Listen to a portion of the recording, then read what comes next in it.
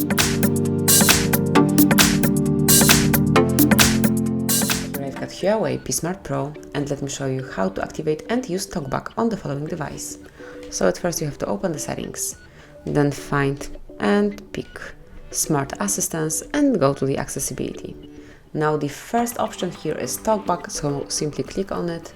And if you would like to activate the feature which will provide you with spoken feedback so that you can use your device without looking at the screen, just tap on this switcher.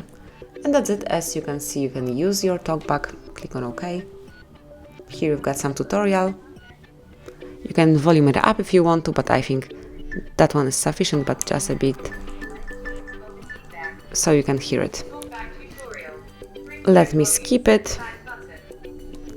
And you can navigate while using TalkBack by tapping once on some particular content, then you will be provided with the information, and then tap twice to select it.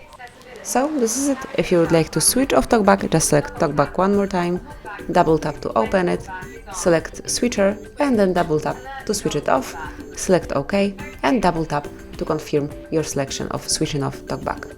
So that would be all. This is how you can use TalkBack in your device. Thank you for watching. Please subscribe our channel and leave the thumbs up.